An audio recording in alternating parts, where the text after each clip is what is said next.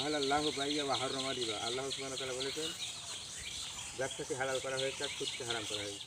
ওয়া রাহমাতুল্লাহি ওয়া বারাকাতুহু। 2 থেকে 3 বছর ধরে এই গরু পালন করেছি, কিন্তু জীবনে কাজটা আমার হয়নি। কাজ বলতে ঘাস প্রায় 3 বছর থেকে আমি কাজ করি।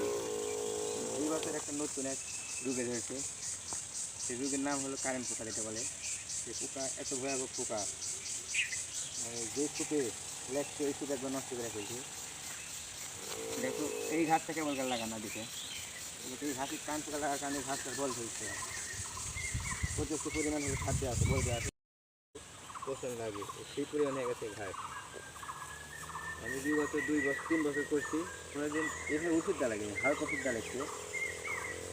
এরকম বৃষ্টি হয় বর্ষালির সময়, তখন পছন্দ লাগে, মানে লং টাইম বৃষ্টি থাকলে তখন পছন্দ লাগে, তখন ওষুধ দেওয়া লাগছে। কিন্তু এখন দেখি হলো খরার সময় ওষুধ দেওয়া লাগে, একটু পোকা উৎসাহ হয়েছে।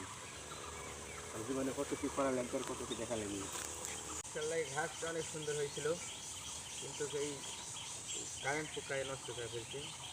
কিন্তু বলে তো লাভ নেই, যা হয়েছে আমাদের ত্যাগ দিয়ে যা আছে তাই হয়েছে। আহলাল্লাহু বাইয়া ওয়া হাররামা রিবা। আল্লাহ সুবহানাহু ওয়া তাআলা বলেছেন, ব্যবসাকে হালাল করা হয়েছে আর সুদকে হারাম করা হয়েছে। যেই পেশায় আছেন, যে কোনো ব্যবসা না হোক, সেটাতে আল্লাহ সুবহানাহু ওয়া তাআলা বরকত দান করবেন।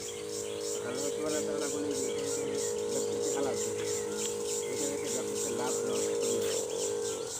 বিগত দিনে আমার এই পরিমাণ পরিশ্রম করা লাগে না, কিন্তু এবার করা লেগেছে, ওষুধ পেতে দেওয়া লেগেছে। পরিশ্রম করা লাগা নাই, ওষুধ দেওয়া লাগা নাই, কিন্তু এবার লাগছে।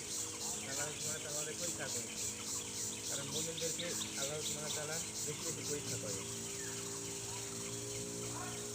এই কারণে আমাদের মন খারাপ করা যাবে না, কোনো কিছু করা যাবে না।